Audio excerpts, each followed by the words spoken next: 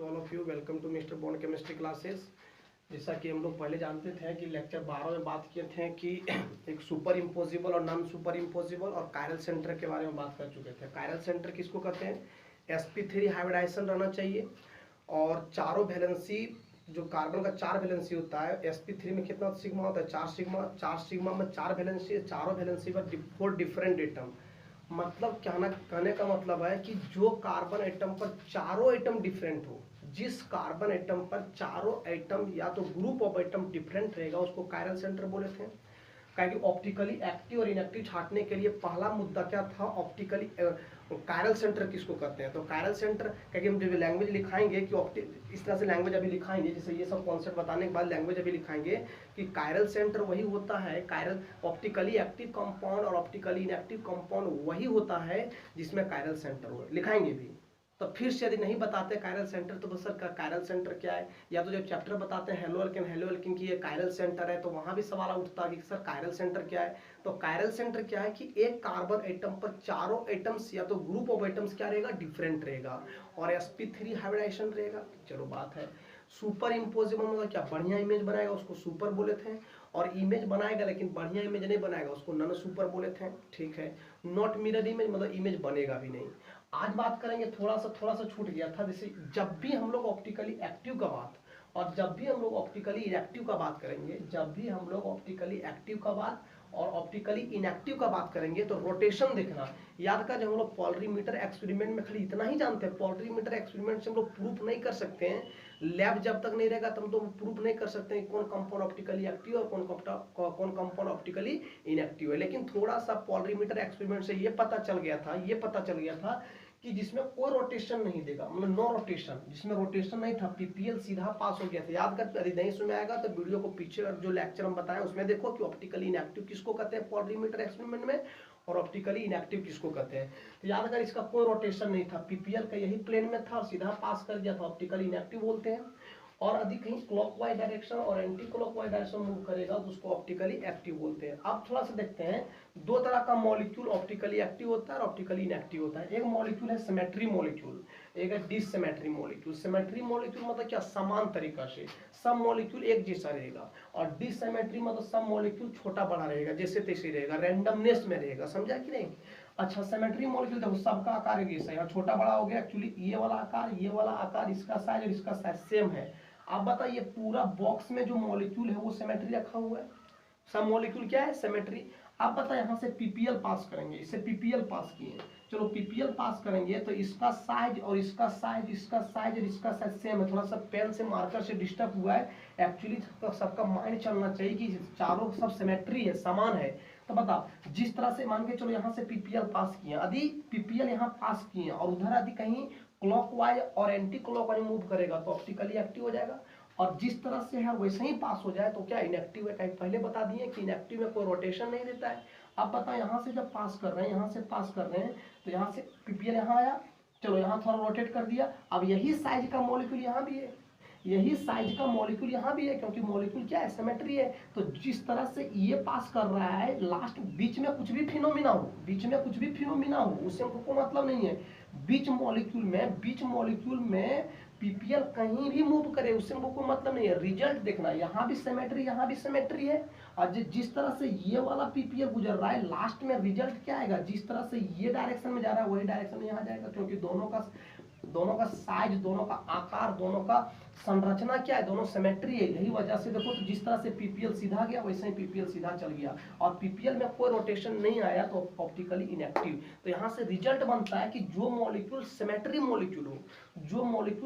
हो पक्का इनएक्टिव होता है। देखो एक नया रिजल्ट आ गया, जो मॉलिक्यूल सिमेट्री हो जब तक इनएक्टिव। अब पता चलता है कि जो मॉलिक्यूल्स अक्सर सिमेट्री, इस तरह का ऑर्गेनिक कंपाउंड तो होता नहीं है। एग्जाम में कैसे पहचानेंगे? यदि मिथेन देगा तो कैसे समझेंगे? उससे हमको मतलब खाली रिजल्ट पता कर रहे हैं। इसको ऑर्गेनिक कंपाउंड किस तरह से सिमेट्री पहचानना है, किस तरह से डिसिमेट्री पहचानना है, वो तो हम बताएंगे, लेकिन रिजल्ट तो निकल के आ रहा है ना कि जो मॉलिक्यूल सिमेट्री वो ऑप्टिकली इनएक्टिव है।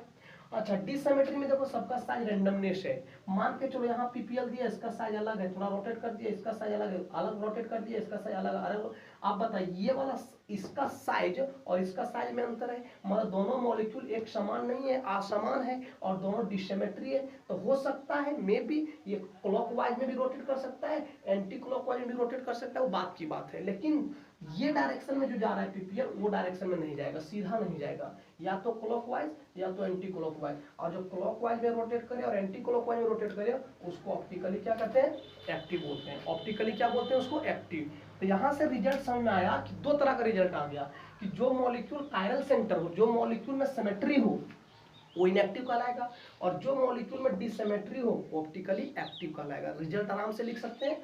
आज हम लोग क्लियरिटी समझ जाएंगे जिसमें एक कायरल सेंटर हो, हाउ टू चेक कैसे करेंगे, बिना लैब का, बिना पोलरीमीटर का, बिना सोर्स ऑफ लाइट का, बिना निकोल प्रिज्म का, बिना ये सब कुछ किए हुए खाली रिजल्ट पता कर लेंगे कौन मॉलिक्यूल ऑप्टिकली एक्टिव है और कौन मॉलिक्यूल ऑप्टिकली इनएक्टिव है। देखो कैसे बताएंगे। सो थोड़ा सा नोट में लिखना, इसको उतार लेना है, ठीक है। नोट में क्या लिखेंगे, नोट 1 लिखो, नोट 1 लिखो। चलो नोट 1 क्या है, नोट 1 किसको बोलते हैं, ध्यान देना। नोट 1 बोलते हैं, नोट 1 एक कायरल सेंटर जिसमें हो, एक कायरल सेंटर, ध्यान देना, इधर बताए थे, ये फिर बताएंगे, टेंशन मत ले। एक कायरल सेंटर रहेगा, जो मॉलिक्यूल में एक कायरल सेंटर रहेगा, एक ही कायरल सेंटर इस तरह का, 1 2 3 4 FCl Br और I। देखो तो एक ही कायरल सेंटर है। जिस मॉलिक्यूल में एक ही कायरल सेंटर हो पक्का गारंटी वो मॉलिक्यूल डिसिमेट्री होगा। डिसिमेट्री देखने में भी लग रहा है, तो डिसिमेट्री, F अलग है, Cl अलग है, Br अलग है, I अलग है, बता डिसिमेट्री नहीं है, समान है। ये सब फ्लोरीन का अलग, यहाँ भी फ्लोरीन रहता, अब यहाँ ब्रोमीन रहता, यहाँ आयोडीन रहता, कहीं भी तो मॉलिक्यूल सिमेट्री हो जाता है, ठीक है। आप बताओ मतलब क्या, जो मॉलिक्यूल में एक कायरल सेंटर हो हमेशा एक कायरल सेंटर ढूंढना। आज वही ऑप्टिकली एक्टिव इनएक्टिव चेक करेंगे जिसमें केवल एक कायरल सेंटर हो, कल बताएंगे 2 कायरल सेंटर वाला, ठीक है। तो एक कायरल सेंटर हो, माइंड सेट करना, कायरल पहले देना क्वेश्चन, अरे यहाँ कहीं रुक गया, कायरल सेंटर क्या है सर, एक कार्बन पर, अधिक कार्बन एटम पर डिफरेंट एटम रहेगा उसको कायरल सेंटर कहेंगे। और जो मॉलिक्यूल कायरल सेंटर रहेगा 100% है, ब्रह्मास्त्र है कि जो कायरल सेंटर एक रहेगा उसको डिसिमेट्री मॉलिक्यूल। और याद कर अभी डिसिमेट्री मॉलिक्यूल जो रहेगा, डिसिमेट्री मॉलिक्यूल रहेगा वो पक्का है कि नॉन सुपर इम्पोजिबल रहेगा, नॉन सुपर कि उसका आईना सही से नहीं बनेगा, सब अलग अलग आइटम है, तो non super imposable, imposable mirror image. और जो non super imposable mirror image रहेगा या तो डिसिमेट्री रहेगा, कायरल सेंटर रहेगा, वो ऑप्टिकली एक्टिव रहेगा। एकदम इसको उतार लो। जिसमें एक कायरल सेंटर हो, जिसमें एक कायरल से बार बार बोल रहे हैं, जिसमें एक इंपॉर्टेंट रिजल्ट है, बस इतना जो पढ़े, देखो ये सब वर्ड पढ़े तब नहीं लिख पा रहे। आदि बिना पढ़ाए हुए ना तो सुपर इम्पोजिबल के बारे में पढ़ाते हैं, ना तो डिसिमेट्री के बारे में पढ़ाते हैं, ना तो कायरल सेंटर के बारे में बताते हैं। तो बताओ ऑप्टिकली एक्टिव छाटना मुश्किल था। अभी 1 कायरल सेंटर, जिस मॉलिक्यूल में ना तो कायरल सेंटर बताते हैं, ना तो मॉलिक्यूल का डिसिमेट्री बताते हैं, ना तो मॉलिक्यूल का non super imposable mirror image बताते हैं, तो बता ऑप्टिकली एक्टिव और ऑप्टिकली इनएक्टिव, ऑप्टिकली एक्टिव और ऑप्टिकली इनएक्टिव छाटना मुश्किल था। तो इसीलिए ये सब इंपॉर्टेंट चैप्टर है। चलो आज हम दूसरा नोट में लिखना, बहुत से दूसरा नोट में नोट 2 लिखना, जिसमें लिखना हिंदी में नोट्स तुम्हारा है, जिसमें 2 कायरल सेंटर हो, 2 कायरल सेंटर हो, और उससे ज्यादा भी हो सकता है, 2 कायरल सेंटर हो, वो मॉलिक्यूल ऑप्टिकली, वो मॉलिक्यूल ऑप्टिकली एक्टिव भी हो सकता है, ऑप्टिकली एक्टिव भी हो सकता है, और या तो इनएक्टिव भी हो सकता है। लिख देना, लैंग्वेज सुनना, ठीक है। जिसमें 2 कायरल सेंटर हो, जिस मॉलिक्यूल में 2 कायरल सेंटर हो, वो मॉलिक्यूल ऑप्टिकली एक्टिव भी हो सकता है और ऑप्टिकली इनएक्टिव। इस पर भी चर्चा नहीं करेंगे, ये जो नोट 2 है वो कल बताएंगे, और ये नोट 1 है तो आज डिस्कस करेंगे। इसका डिस्कस करेंगे। हो सकता है कि जिस मॉलिक्यूल में सर एक कायरल सेंटर तो आप बता दिए, जिस मॉलिक्यूल में 2 कायरल सेंटर रहेगा तो फंस जाएंगे, तो वो कल बताएंगे। 2 कायरल सेंटर वाला मॉलिक्यूल एक्टिव भी हो सकता है और इनएक्टिव भी हो सकता है, इसका रिजल्ट हम लोग कल बताएंगे। आज बताएंगे जिसमें एक कायरल सेंटर हो वो 100% डिसिमेट्री हो, 100% नॉन सुपर इम्पोजिबल है, और वो पक्का है ऑप्टिकली क्या होता है, एक्टिव होता है। चलो देखते हैं, एग्जाम्पल लेते हैं, ठीक है। एग्जाम्पल लेते हैं,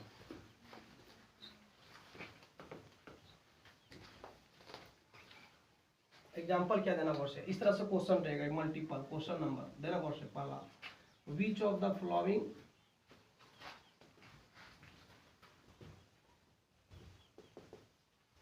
which of the following molecule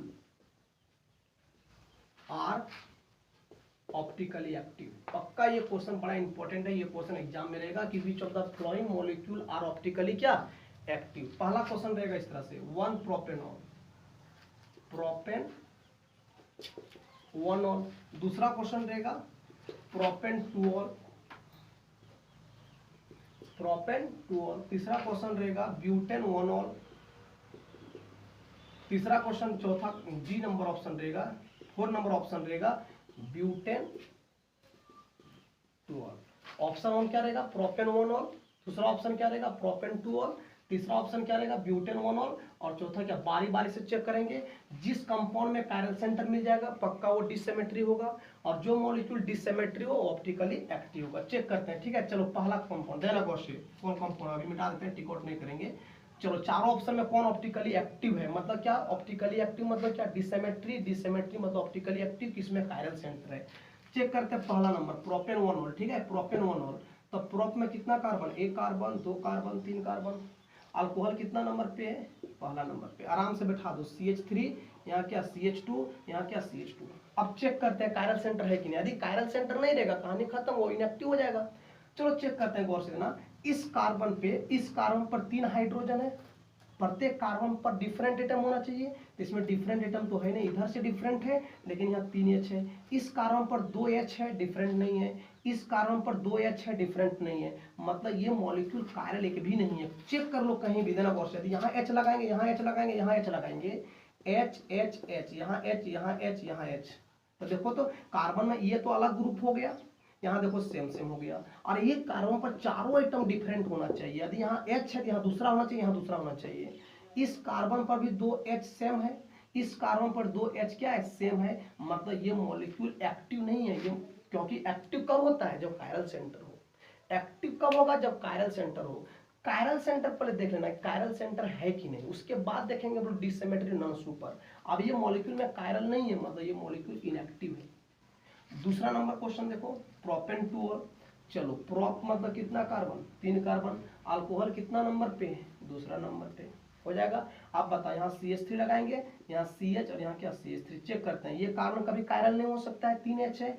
ये कार्बन कभी भी कायरल नहीं हो सकता है। और इस कार्बन पर देखो तो, चलो H अलग है, OH अलग है, H अलग है, लेकिन यहाँ भी CH3 है और यहाँ भी CH3। इसके लिए देखो चारों वैलेंसी में एक H अलग है, OH भी अलग है, यहाँ CH3, यहाँ भी CH3 है। मतलब 2 को सेम हो गया कि नहीं। और यदि 2 सेम हो गया मतलब ये मॉलिक्यूल सिमेट्री है, इसका ये सिमेट्री है कि नहीं। और जो मॉलिक्यूल सिमेट्री हो, जो मॉलिक्यूल में कायरल सेंटर नहीं हो, नॉट कायरल सेंटर, वो मॉलिक्यूल इनएक्टिव है, एक्टिव नहीं होगा। चेक करते हैं ब्यूटेन 1 ऑल। बहुत इजी है, क्वेश्चन पक्का रहता है, क्वेश्चन बैंक उल्टा करके देख लो। ब्यूटेन 1 ऑल, 1 2 3 4, यहाँ OH लगा देंगे। चेक करते हैं, बताओ खुद देखना गौर से। ऑप्टिकली नहीं है कायरल, नहीं है कायरल, नहीं है कायरल, नहीं है कायरल, एक भी कायरल नहीं है। और जो मॉलिक्यूल एक भी कायरल नहीं हो उसका तो डिससिमेट्री और नॉन सुपर मिलाने का कोई जरूरत नहीं है। कायरल सेंटर रहेगा तब ना डिससिमेट्री मिलाएंगे, और एक भी कायरल सेंटर नहीं है मतलब ये कंपाउंड क्या है, इनएक्टिव है।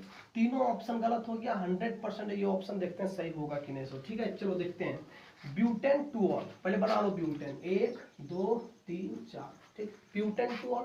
अल्कोहल कितना नंबर पे, दूसरा नंबर पे, लगा दो। बता, ये कार्बन तो कायरल नहीं है, ये कार्बन कायरल नहीं है, ये कार्बन कायरल नहीं है, और यहाँ H लगा दो। देख लो इधर से, ये कायरल नहीं है, ये भी कायरल नहीं है, ये कायरल हो जाएगा। क्यों होगा कायरल, देना क्वेश्चन। बता, कार्बन के ये वाला वैलेंसी में मिथाइल है, ये वाला वैलेंसी में हाइड्रोजन है, ये वाला वैलेंसी में C2H5 इथाइल है, पूरा ग्रुप अलग है, देख लो। और ये ग्रुप में अल्कोहल है, इसमें CH3, इसमें H है। मतलब ये क्या है, कायरल सेंटर है इसमें। इसका दिखाते हैं सुपर नॉन सुपर, ठीक है। यहाँ कार्बन है, यहाँ H है, यहाँ क्या है, यहाँ क्या है। अरे यहाँ इथाइल को लिख दो तो C2H5, यहाँ क्या लगा देंगे OH, और यहाँ क्या लगा देंगे CH3। देख लो कायरल सेंटर है कि नहीं, कायरल सेंटर है कि नहीं। और जिसमें कायरल सेंटर हो वो मॉलिक्यूल क्या होता है, डिससिमेट्री मॉलिक्यूल। और पक्का है मतलब क्या, इसमें 1 कायरल सेंटर लिखते जाना है, वन कायरल सेंटर है, अच्छी बात है, वन कायरल सेंटर है। यदि वन कायरल सेंटर हो वो मॉलिक्यूल डिसिमेट्री है, डिसिमेट्री है।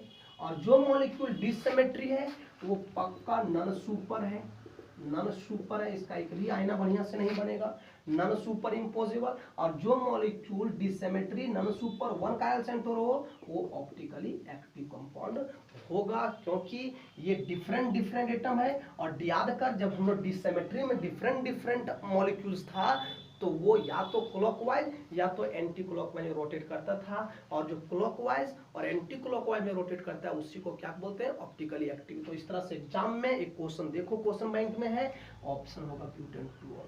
आप बता 76 जब बताएंगे तो बता 76 में ये सब क्वेश्चन नहीं आएगा, और कहीं क्वेश्चन बैंक में आ गया तो सर क्या बताएं सर ऑप्टिकली एक्टिव बारे में सब कुछ नहीं बताएं, तो उसमें हम फंस जाएंगे।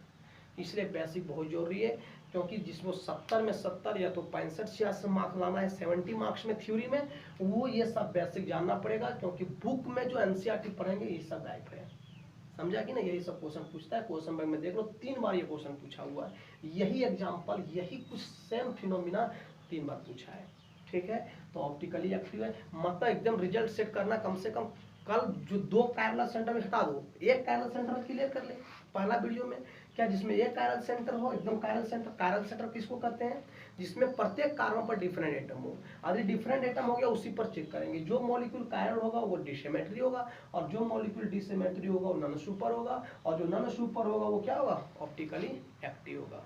और दिखाते हैं देना बहुत से, और क्लियर कर देते हैं, और क्लियर देखना बहुत से। लैक्टिक एसिड के बारे में बताते हैं, ठीक है, पूरा के लिए लास्ट क्लास है लैक्टिक एसिड के बारे में। लैक्टिक एसिड, लैक्टिक एसिड ये कॉमन नेम है, ठीक है। इसका पूरा नाम होता है 2 हाइड्रोक्सी, 2 बहुत इजी है, लैक्टिक एसिड में अगर देखो नहीं ना 2 हाइड्रोक्सी प्रोपेनोइक एसिड। अब लिख लेंगे लैक्टिक एसिड, यदि कॉमन पहले बता दें, कॉमन नेम बोलेंगे ना तो उसका स्ट्रक्चर लिखना इम्पॉसिबल है। यदि हम लोग आईयूपीएसी नाम लिखेंगे, स्ट्रक्चर लिखना बहुत जरूरी है, और स्ट्रक्चर लिखना भी जरूरी है। देख लो गौर से, ये हाइड्रोक्सी तो प्रीफिक्स है, तो नाम के पहले लिखेगा। आप बता प्रोप मतलब कितना कार्बन, 3 कार्बन, 1 2 3। आप बोल रहा है एन मतलब क्या, सिंगल बॉन्ड। देना गौर से, प्रोप मतलब 3 कार्बन, एन मतलब क्या, सिंगल बॉन्ड, ओइक मतलब उसमें कार्बोक्सिलिक एसिड रहेगा। और काउंटिंग कहाँ से करेंगे, कार्बोक्सिलिक एसिड काउंटिंग यहाँ से करेंगे, तो ये 1 2 2 पर क्या लगाएंगे, OH, यहाँ क्या CH3, यहाँ H, ये है तुम्हारा, इसको लैक्टिक एसिड भी बोलते हैं, और इसको हम लोग 2 हाइड्रोक्सी काउंटिंग कर लो।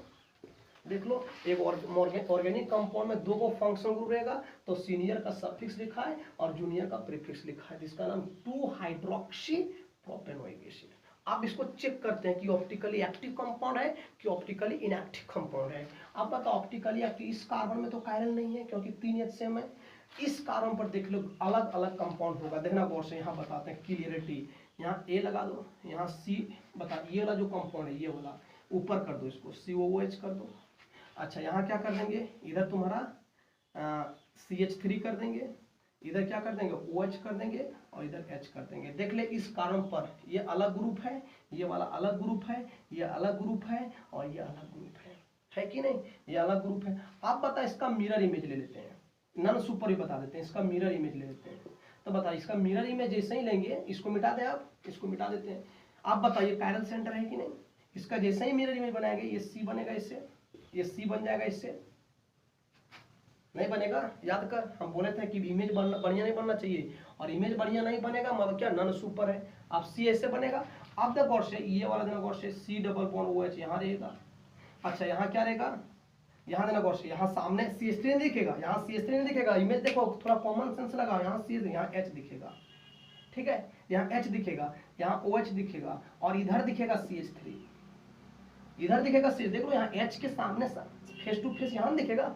अब बता इसको उठाकर, ये भी कायरल सेंटर है, बताओ ये भी ऑप्टिकली एक्टिव कंपाउंड, ये भी ऑप्टिकली एक्टिव कंपाउंड। यदि किसी को लगता है यहाँ भी छोड़ देते हैं, कम से कम ये C लिख देते हैं, चलो ठीक है, वहां भी लिख सकता था, लेकिन यहाँ ये बायां साइड CH3 था, तो इसमें आईना में बायां साइड CH3 नहीं बनेगा, दिमाग लगाओ, यहाँ H बनेगा, यहाँ OH बनेगा, इधर CH3 बनेगा।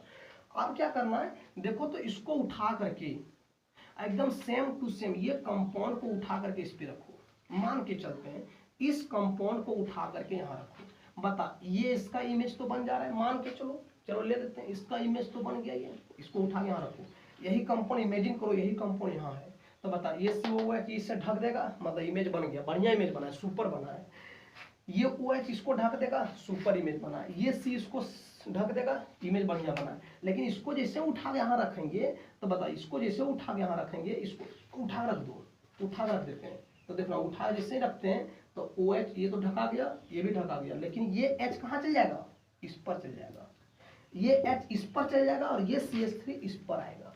तो बता इमेज बना, इमेज नहीं बना। मान इमेज जब नहीं बनेगा तो पक्का गारंटी है ये ऑलरेडी डिसिमेट्री मॉलिक्यूल है, और जो डिसिमेट्री मॉलिक्यूल हो मतलब इसमें एक कायरल सेंटर है, एक कायरल सेंटर है, डिसिमेट्री भी है, लिखते जाना ठीक है मुंह से, डिसिमेट्री भी है, और ये क्या है नन सुपर भी है, लिखते जाना ठीक है, हम बोलते जा रहे हैं नन सुपर भी है, और जो non superimposable mirror image रहेगा वो ऑप्टिकली क्या होगा, एक्टिव होगा। ठीक है, आदि मान के चलो, अभी हम नहीं बता सकते हैं कि कौन क्लॉकवाइज, आदि ये डी है, डेक्स्ट्रो रोटेटरी होगा, तो 100% ये लिबो रोटेटरी होगा। हम ये 100% नहीं बोल सकते हैं कि कौन डेक्स्ट्रो रोटेटरी होगा कौन लिबो, और ये कभी एग्जाम में आएगा भी नहीं कि ये डेक्स्ट्रो की रोटेटरी, क्योंकि हम लोग के पास पोलरीमीटर एक्सपेरिमेंट, क्योंकि डेक्स्ट्रो और लिबो याद करने के लिए, डेक्स्ट्रो और लिबो जानने के लिए हम लोग को पोलरीमीटर एक्सपेरिमेंट पता चला था कि डेक्स्ट्रो लिबो, तो मेरे पास एग्जाम में ना तो पोलरीमीटर एक्सपेरिमेंट रहेगा ना तो निकोल प्रिज्म, तो ये एग्जाम में पूछेगा भी नहीं कि कौन डी है, और अपने से दे देगा, ये भाई लिखे जो अपने से लिखा रहेगा, ये डी और ये एल है, तो लिखा रहेगा तो समझना, अधिक कहीं नहीं लिखेंगे तो कुछ नहीं जानते हैं। हम इसको डी लिख सकते हैं, इसको एल लिख सकते हैं, जब तक नहीं बताया गया बुक में, और यदि किसी को मन करेगा सर हम ये एल लिखेंगे और ये डी लिखेंगे, लिख सकता है, जब तक वो बुक में नहीं लिखा है तब। लेकिन जब वो अपने से कहीं डी लिख दिया, यहाँ एल लिख दिया, मतलब वो एक्सपेरिमेंट किया हुआ है। तो डी मतलब ये क्लॉकवाइज, और एल मतलब क्या, एंटी क्लॉकवाइज। डी मतलब क्या, डेक्स्ट्रो रोटेटरी, और एल मतलब क्या, लिबो रोटेटरी। ये राइट हैंड साइड प्लस में रोटेट किया होगा, ये लेफ्ट हैंड माइनस में रोटेट किया होगा, समझा कि नहीं। ये बुक में दिया रहेगा, डी ग्लूकोज एल ग्लूकोज दिया रहता है, हम लोग को प्रूफ करने का जरूरत नहीं, क्योंकि मेरे पास लैब नहीं है, और सर लैब रहता कर लेते हैं, आराम से कर लेते हैं, सर जैसे हम लोग को बताते हैं वही काम करते हैं। तो ये डी और ये क्या है, एल है, मतलब इस पर हम लोग बस नहीं करेंगे,